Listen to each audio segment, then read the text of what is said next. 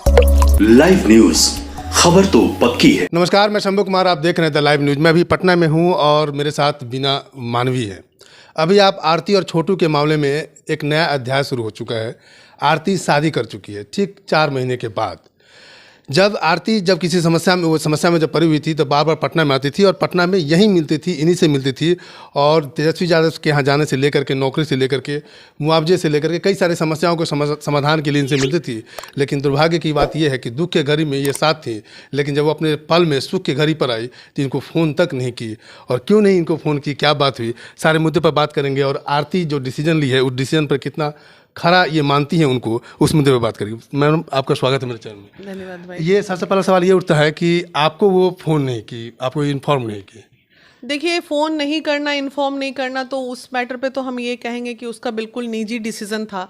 ये छुप छुपा के ये चीज़ें की गई हैं।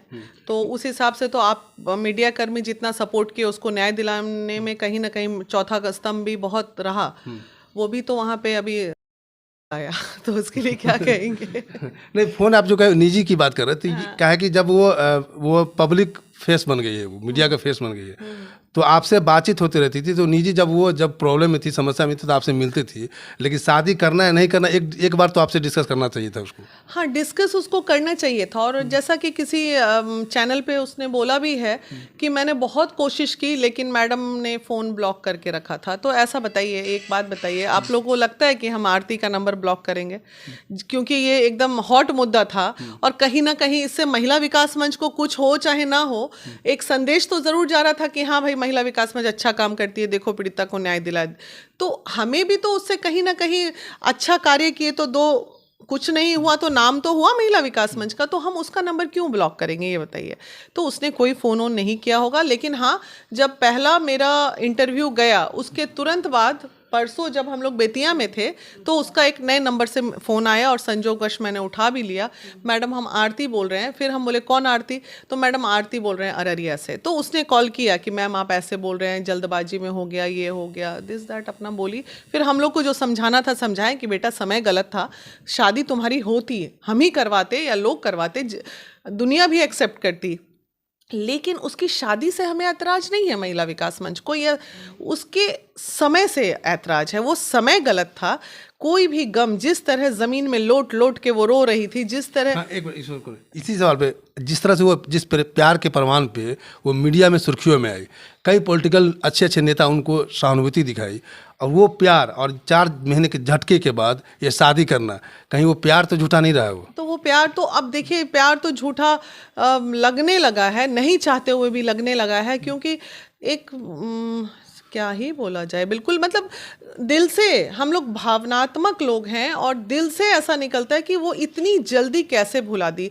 अब रात का एक और न्यूज़ में देख रही थी जिसमें वो बार बार जो समाज की चर्चा कर रही है, तो उसके गांव के जो भी बुद्धिजीवी और सामाजिक लोग हैं वो खड़े होकर उसके अगेंस्ट बोल रहे हैं, बोल रहे हैं झूठी लड़की है, ये नागिन है, ये है, वो है। अब किस समझ, उसके गांव के ही लोगों का इंटरव्यू मैंने कल भी देखा, तो वो किस समाज की बात कर रही है? तो ये देखिए, गुप्त रूप से लिया गया डिसीजन है और कहीं ना कहीं हम लोग का अंदेशा है वो बेल वेल का कोई चक्कर है।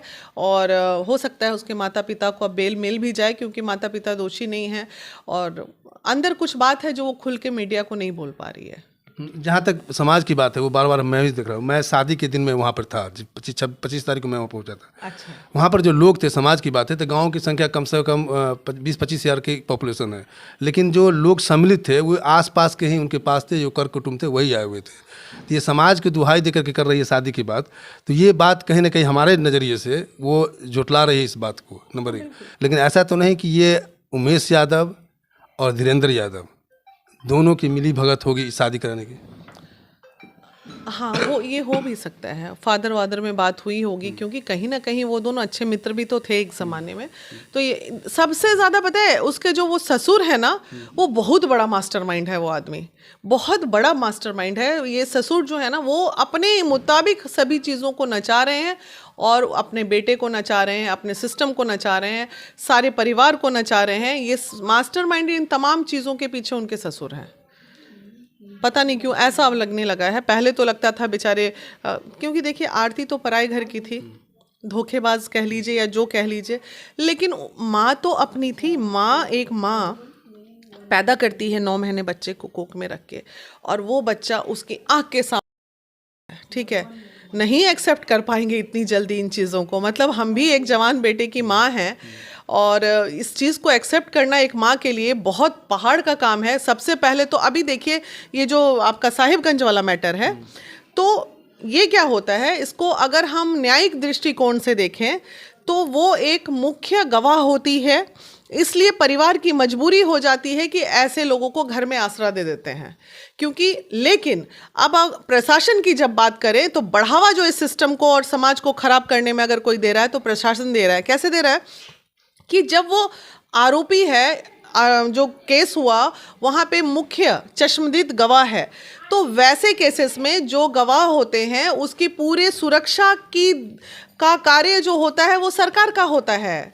तो उसी तरह आरती को तुरंत साथ में कस्टडी में लेके पुलिस को आइदर अल्पावास आइदर कहीं उसको सुरक्षा दृष्टि से रखा जाता और रख के उसकी गवाहियाँ चलती, सब चीज़ चलता। ये लड़कियों का क्या सिस्टम बन गया है, लड़के को और घुस जाओ, और परिवार वालों ने क्या सिस्टम बना के रख लिया है कि उन लोग को आसरा दे देते हैं। अभी फिर एक आसरा मिला ना, वो आरती की नानी निकलेगी, वो आप देख लीजिएगा, नोट कर लीजिएगा, मुजफ्फरपुर नहीं, साहिबगंज। तो यहाँ प्रशासन का हमारा कमज़ोर है। यहाँ प्रशासन को तुरंत चाहिए उस लड़की को कस्टडी में लेना, क्योंकि वो चश्मदीद गवाह है, और कस्टडी में लेके उसकी सुरक्षा, उसका बयान, उसका 164 का बयान, सारा काम कराना ये प्रशासन का काम है। हमारे प्रशासन जो है अपना कार्य ठीक से नहीं करते हैं, जिसकी वजह से परिवार जो है ऐसी लड़कियों को आसरा देता है, और आसरा दे के वो करता है कि कहीं लड़की भाग ना जाए तो मेरे बेटे को न्याय नहीं मिल पाएगा।